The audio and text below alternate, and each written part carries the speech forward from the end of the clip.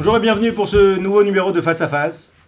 On va essayer, Bezrat Hashem, d'aborder le sujet du Shidour, de la rencontre organisée, en présence de Rav Netanel Habib. Toute personne aujourd'hui dans ce monde cherche l'âme sœur. Il y a différents chemins pour y arriver. Aujourd'hui, nous voyons l'éclosion d'un marché extrêmement prolifique, d'applications, de sites internet, de journaux spécialisés, de rencontres, de speed dating, etc., etc. Dans le monde juif, nous avons l'exemple d'Abraham qui confie à Eliezer la difficile mission de chercher une femme pour son fils. Il lui décrit les traits de caractère qui sont importants pour lui. Et la suite, on la connaît. Eliezer rencontre Rivka, il est abasourdi par les qualités de la jeune fille. Il la présente à son maître et il se marie. Est née la tradition du Shidour en Israël. Alors, le Shidour est un terme d'origine araméenne. Dans la lecture rabbinique, il s'agit de négocier, d'arranger. D'accord ? On organise au milieu un entremetteur, un chatran ou une chatranite, qui va analyser les goûts, les affinités. On a la chance aujourd'hui d'être avec le Rav Habib qui enseigne à des élèves de yeshiva, qui a enseigné longtemps des élèves de yeshiva, qui enseigne aujourd'hui à des étudiants de l'Institut Machon Lev, qui est l'institut académique scientifique de Jérusalem, et donc qui a justement qui est en lien avec ce public qui a même de bientôt se marier et qui les aide très souvent sur ces problématiques de Shidour. Alors Rav Habib, bonjour. Bonjour. Est-ce que vous pouvez, donc on va rentrer dans le vif du sujet, est-ce que vous pouvez nous dire en quoi finalement vous pensez que le Shidour est plus intéressant qu'une rencontre dite naturelle ? Parce qu'en fait c'est la question que tout le monde se pose. On vit dans le monde du romantisme, on vit dans le monde des films de romance, etc. Et c'est vrai que le Shidour ça a l'air très plat. Ça a l'air d'être un truc comme, donc un grand, d'une famille, plutôt des Marocains. Ça fait très... ça fait pas très spontané, quoi. Voilà. La question est effectivement posée par beaucoup de jeunes personnes qui sont en quête de recherche de leur Shidour. Et pourquoi passer par cette méthode-là plutôt que d'autres méthodes ? Déjà, il faut savoir que le mariage est en crise déjà depuis assez longtemps. Les gens tardent de plus en plus à se marier. Les gens qui se marient divorcent beaucoup. Beaucoup de gens qui restent célibataires assez longtemps. Il y a une crise depuis à peu près 1950 sur le mariage. C'est un peu ce qui est dit, des chiffres qu'on peut voir un peu partout. Qu'est-ce qui s'est passé ? Pourquoi le mariage marche plus difficilement ? Alors, il y a deux raisons essentielles. La première raison, c'est que certains veulent rester libres, pouvoir changer à leur guise. Je ne pense pas que c'est l'objet de notre émission, parce que c'est des gens qui, de toute façon, ne veulent pas se marier, mais veulent rester, on va dire, libres et d'agir comme bon leur semble. Je parle plutôt des personnes que vous m'avez décrites au début, c'est-à-dire des personnes qui sont intéressées à se marier et qui cherchent réellement à trouver une âme sœur. Le problème depuis quelques dizaines d'années, c'est que le choix, le nombre de personnes, on va dire la masse de personnes qui peut répondre à nos attentes, est énorme. Le choix est beaucoup plus difficile quand on a beaucoup de personnes plutôt que lorsqu'on a une seule personne qui est devant nous. Et la raison essentielle pourquoi le Shidour gagne beaucoup par rapport aux autres méthodes de rencontre, c'est que la personne nous propose, donc l'entremetteur, l'entremetteuse, nous parle d'une personne et nous dit, voilà, j'ai pensé à cette personne parce que, elle va nous donner des détails, qu'est-ce que tu en dis ? Donc, je n'ai pas à choisir entre une multitude de personnes face à moi et je dis, bon, celle-là, elle me semble la plus adaptée. C'est qu'on me propose et il faut que je réponde oui ou non.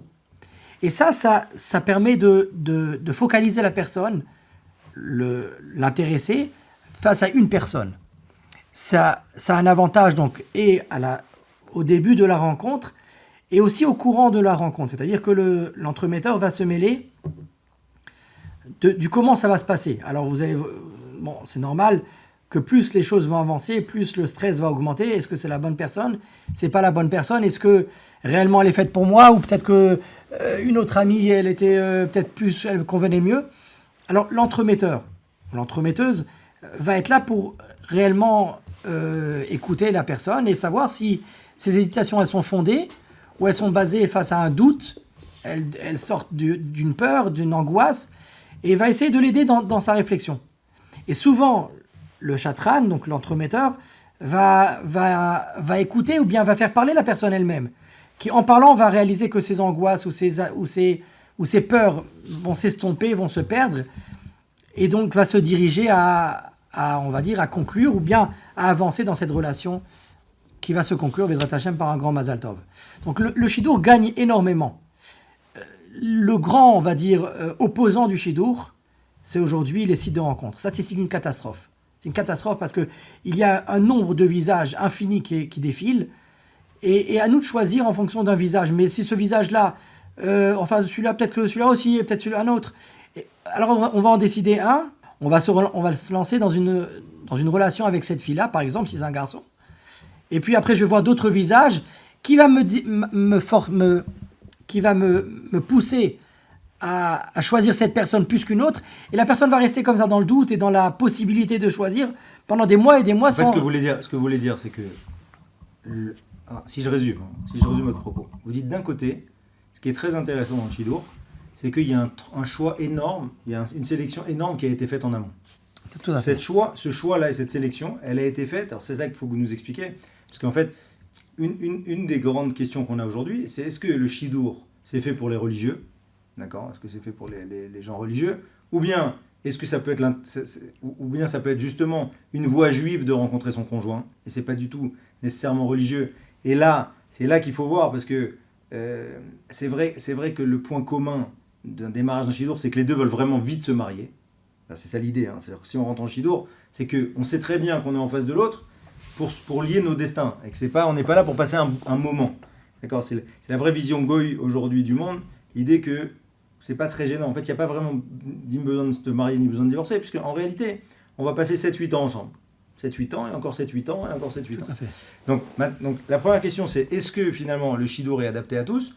Et le point que vous dites, c'est à la différence d'un système de rencontre comme ça, virtuel, où finalement on est attiré à 95% par le physique ou par le diplôme, on va dire celui-là il a fait des bonnes études, ou c'est un bon parti, ou celui-là ou cette fille elle est jolie, et ça va être ça finalement le point d'entrée, et c'est un point d'entrée un peu limité quand on sait qu'on doit passer sa vie avec la personne. Et justement, à cet égard, est-ce que finalement on peut s'appuyer, même si on n'est pas vraiment religieux, sur ce système de chatran qui est quand même un système très intrusif ? Oui, alors d'abord, vous avez résumé le Shidour. Ce que je voulais dire plutôt, c'est que le Shidour permet de centraliser, on va dire de faire un zoom sur une personne précise et de savoir est-ce que oui ou non elle nous convient. Elle évite le choix de la multitude. Et ça, si je vous parlais d'un monde qui a du mal à se marier, c'est parce qu'aujourd'hui on vit la mondialisation, le fait qu'on a énormément de personnes autour de nous, alors qu'avant on vivait de façon beaucoup plus serrée. Il n'y avait pas les passages d'informations, il n'y avait pas le nombre de connexions qu'il y a aujourd'hui. Donc ça faisait qu'on avait une personne, 2 personnes, 3 personnes qui pouvaient nous convenir, et on choisissait parmi ces personnes. Aujourd'hui, on n'arrive pas à choisir parce qu'on a trop de choix, trop d'opportunités, trop de possibilités. Trop de regrets, quoi. Trop de regrets possibles. Trop de regrets possibles. Donc à ce moment-là, le chatran va gagner, enfin le Shidour va gagner à présenter une seule personne face à celui qui demande à se marier. Par rapport à la question du Shidour, est-ce que le Shidour est-il religieux ou pas ? Est-ce que c'est pas angoissant ? Est-ce que c'est pas angoissant de se dire finalement, j'ai vu trop peu de gens, quoi. Vous comprenez ? Est-ce que finalement je choisis pas ? Est-ce que finalement je me réduis pas à un choix qui est très limité ? Alors peut-être je pourrais avoir beaucoup mieux ailleurs. Cette question est générale. Dans tous les achats, on peut se poser une question pareille. Ça veut dire on va choisir un habit, on va aller dans tous les magasins pour aller choisir notre habit, ou bien on va aller dans un magasin et si on a un habit qui nous convient, on le prend. Alors vous allez me dire, ça n'a rien à voir, le mariage n'a rien à voir avec un choix d'acquisition quelconque, c'est évident. Mais si une personne nous convient et qu'on l'a rencontrée et qu'on tombe, on va dire, amoureux, ou on tombe même charmé par cette personne, pourquoi chercher, dire que peut-être qu'on trouverait mieux ailleurs ? Ça c'est, on va dire, un principe qui est général. Mais par rapport à votre question, est-ce que le Shidour est quelque chose de religieux ou pas ? D'abord, le Shidour est géré différemment en fonction de la personne qui se présente à l'entremetteur. Alors effectivement, dans le public religieux, les numéros de téléphone, par exemple, ne sont pas échangés. L'entremetteur reste entre les 2 personnes du début jusqu'à la fin, c'est-à-dire depuis le moment où il va proposer les noms, enfin proposer leur caractère, on va dire leur style de vie, leur recherche de vie. Et au fur et à mesure des rencontres, il va rester au milieu. C'est-à-dire qu'il va dire, voilà, vous allez vous rencontrer à telle date, à telle heure, et ainsi de suite, jusqu'à ce qu'ils peuvent se voler de leurs propres ailes, à ce moment-là, même se demander en mariage. Voilà, c'est ça. C'est que tant qu'ils ne se sont pas demandés en mariage et que ce n'est pas validé, il n'y a pas d'échange de plus, il n'y a pas d'échange de téléphone. Ça, il n'y a pas d'échange de téléphone. Il faut comprendre que pour notre public, ce n'est pas évident du tout. C'est pas du tout évident. C'est pour ça que je dis que le mode du Shidur s'adapte en fonction de la personne qui va se présenter au Chatran. Le Chatran, on va dire, si c'est une personne plus traditionnelle, eh bien, il va dire, voilà, je pense que cette demoiselle ou ce jeune homme peut te convenir pour telle et telle raison, tu cherches ça, eh bien, voilà, j'ai une jeune fille qui répond à tes attentes.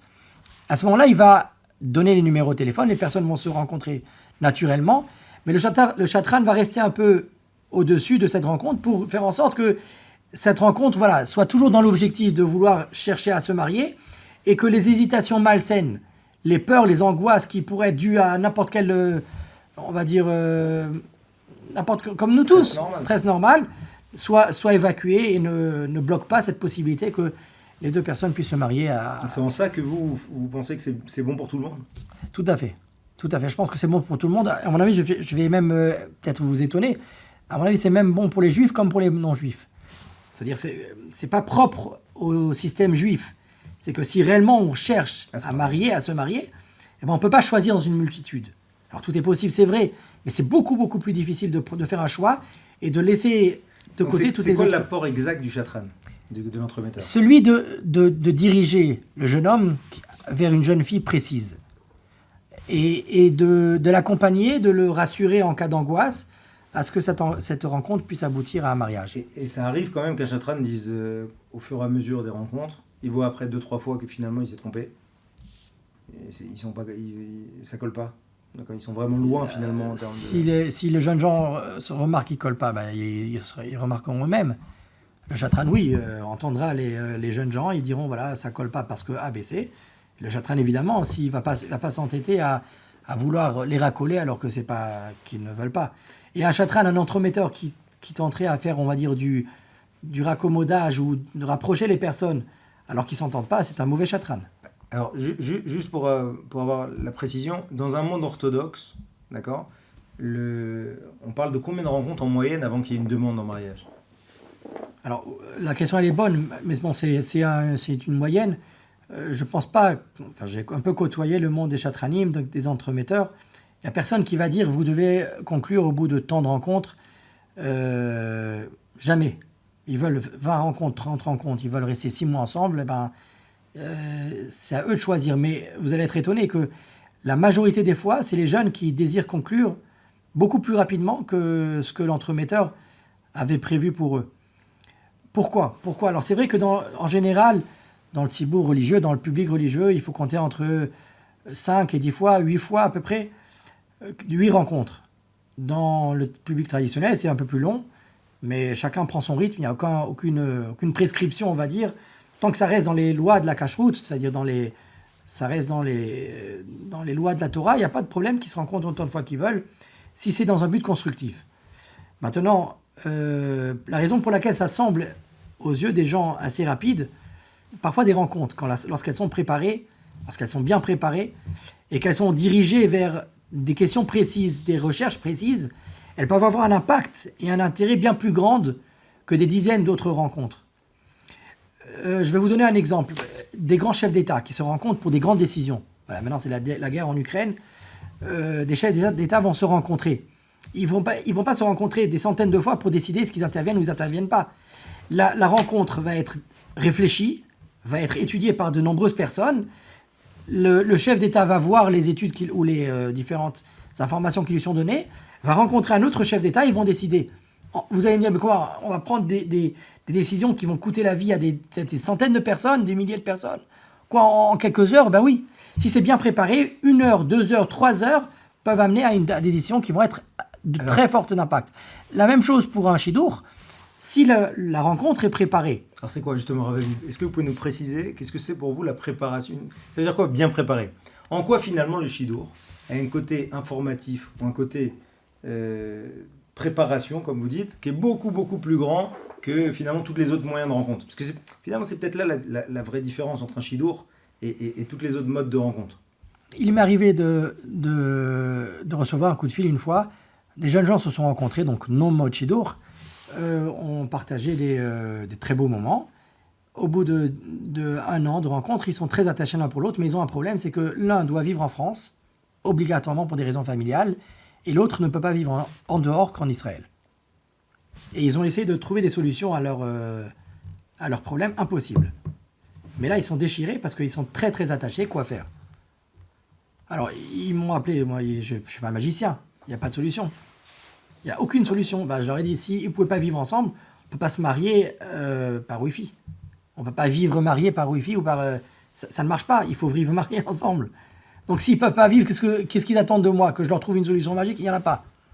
C'est dommage ça, une chose pareille, parce que s'ils étaient renseignés au début, ou s'ils avaient posé les questions au début, où est-ce que tu veux habiter, à la place de tomber amoureux l'un avec l'autre, eh ben, on aurait directement mis de côté une relation amoureuse qui ne peut pas aboutir et qui va faire beaucoup, beaucoup de souffrance et de mal. Est-ce que vous pouvez... Ça veut dire préparer une guicha, ça veut dire préparer une rencontre, ça veut dire poser les questions essentielles, primaires. Là, vous ne à parlez une pas du rencontre. chatran, vous parlez des... Je ne parle des personnes... Voilà, des gens qui viennent... Voilà, exactement. Alors, c'est quoi Des pour... concernés. D'abord, poser les questions essentielles. Est-ce que techniquement, on peut vivre ensemble? Est-ce qu'on a les mêmes attentes de vie? Est-ce qu'on a des caractères qui se retrouvent? Est-ce que pour nous, les choses qui sont fondamentales, je ne sais pas, moi je vais vous donner un exemple. Un exemple peut-être un peu banal, mais le Shulchan Shabbat, la table de Shabbat. Est-ce que pour moi je la conçois et il faut une 30aine de personnes à table? Moi, c'est avoir des invités tous les Shabbatot, sinon mon Shabbat, c'est pas un Shabbat. L'autre va vous dire, bah non, moi pour moi le Shabbat, c'est vivre avec mes enfants. Inviter, c'est toujours me mettre de côté. Je peux pas intervenir avec mes enfants, partager le Shabbat. Non, une fois par mois, une personne ou deux, ça va, mais pas plus. Mais c'est pas possible alors, de créer une relation qui va se frotter chaque Shabbat à la préparation des repas. Donc d'abord préparer, savoir est-ce qu'on a un mode de vie commun? Est-ce qu'on a des recherches communes? Est-ce qu'on a des caractères qui se correspondent? Et après seulement créer, voir si on a des sentiments forts l'un pour l'autre. Les sentiments, ils avancent en grandissant, évidemment, c'est normal.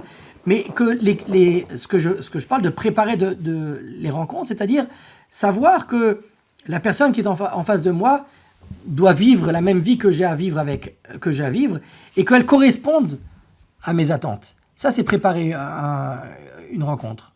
Ne pas parler de tout et de rien pendant des mois et après se rendre compte qu'on n'est pas fait l'un pour l'autre. En fait, finalement, le shidour, du fait de sa neutralité et que les gens, vraiment, ils sont là pour se marier, alors ils ne perdent pas de temps, entre guillemets, sur des questions qui ne servent à rien. C'est-à-dire que, en fait, ils avancent par séquence pour essayer de comprendre si là-dessus ça peut marcher, etc., etc. Tomber amoureux et seulement après voir si ça marche, ça fait des catastrophes. Et alors, je vous pose une question. Moi, je vous aurais proposé d'abord, mes chers auditeurs, de savoir si d'abord ça marche et après voir si on peut tomber amoureux.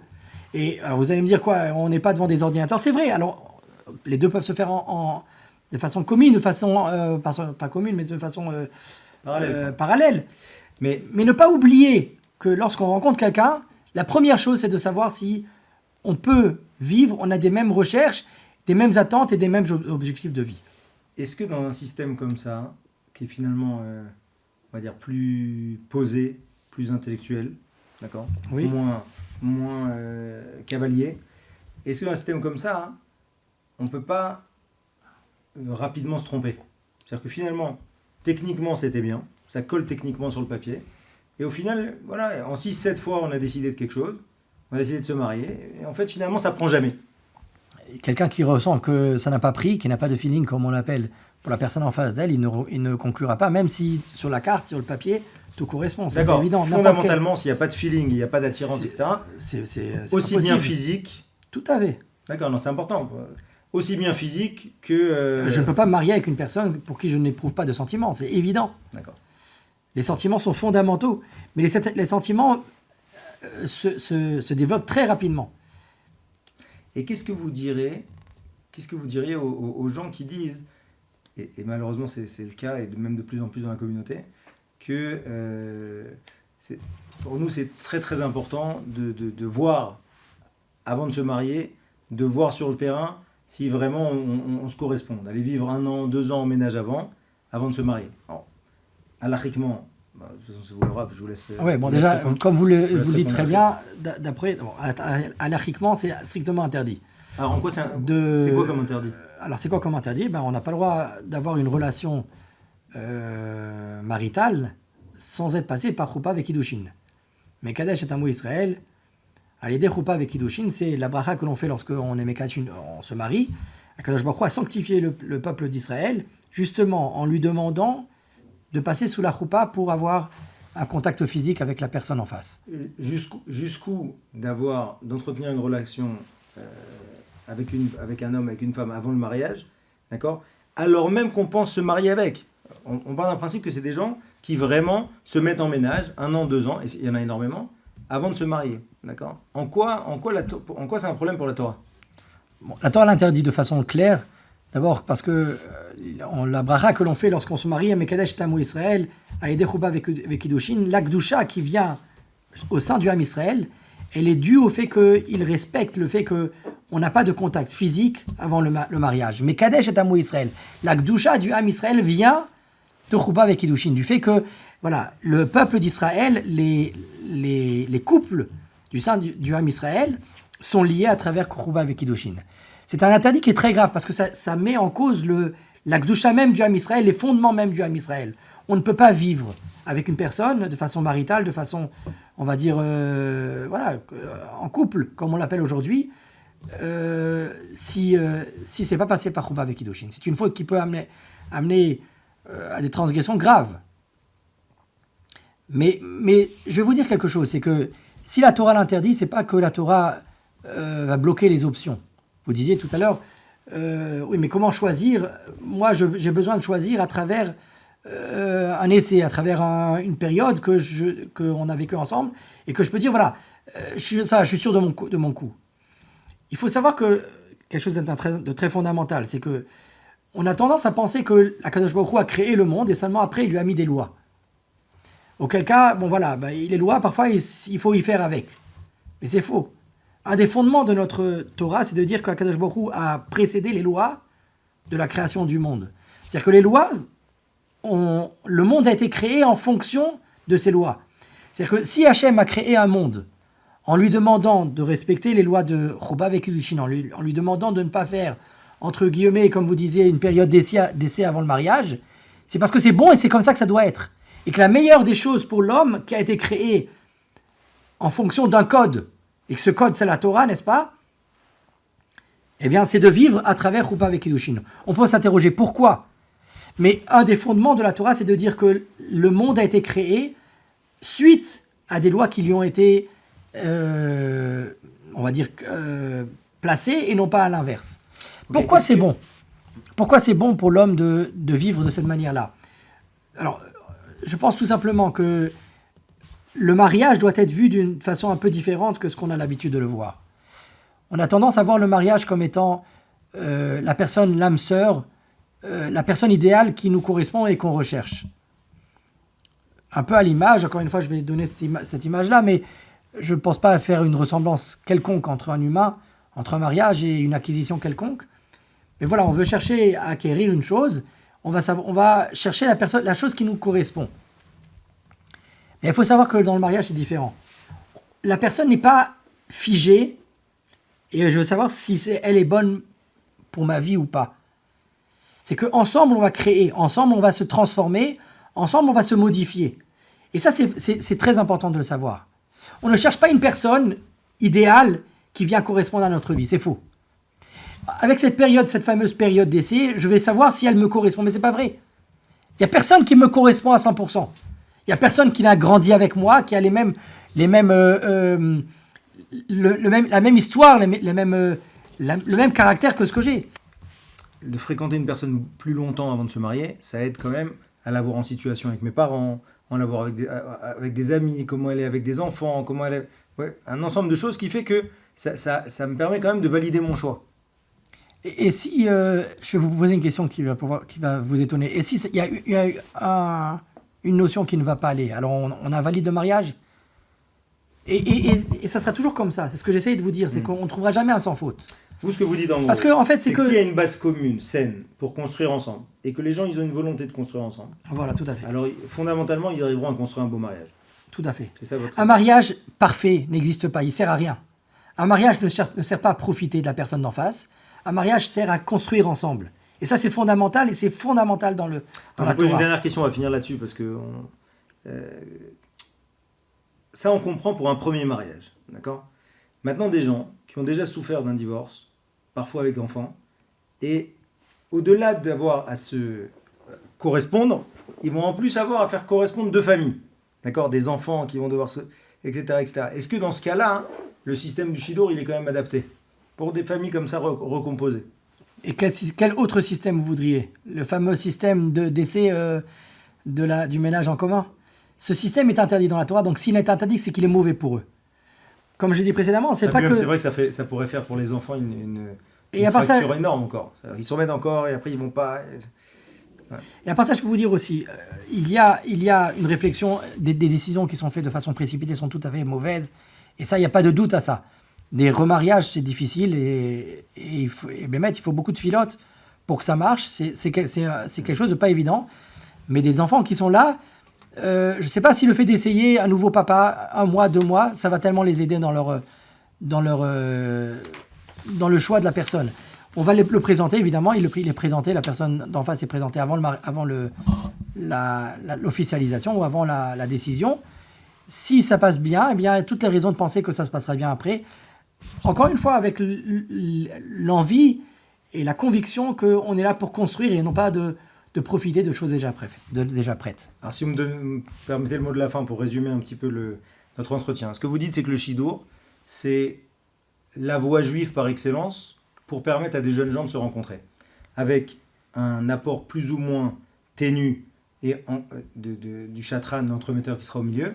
Mais en tout cas, avec l'idée qu'il y a en amont beaucoup d'informations qui sont prises et qui vont permettre d'affiner au maximum la rencontre pour que véritablement ça puisse coller. Et derrière, de les accompagner vers un mariage qui, de toutes les manières, ne réussira que si, les gens ont une vraie attirance, une vraie envie de construire ensemble, et de toutes les manières qui réussira que si véritablement ils s'engagent l'un envers l'autre, l'un pour l'autre, pour construire quelque chose de grand ensemble. Tout à fait. Et si je voudrais juste dire un mot de fin, de conclusion, fin de la fin, c'est que ne pas penser, et ça c'est fondamental, je pense que c'est une grande erreur qui s'est glissée ces derniers moments, ces derniers temps, c'est que ne pas penser que la personne qui est face à nous doit nous correspondre et doit répondre à nos attentes. Ça n'existe pas un mariage comme ça, même chez les plus grands de la génération. On est différents, on a vécu des familles différentes, on a vécu des histoires différentes, on est différents. Et tout simplement par le fait qu'on est homme et femme, on est différents. Le mariage est un moment de construction, et qu'est-ce qu'il y a de plus beau que lorsqu'il y a une construction et lorsqu'on arrive à créer ensemble, et que malgré la différence, on arrive à s'unir et on va dire à s'aimer. Ça, c'est le vrai amour. Razak, merci beaucoup.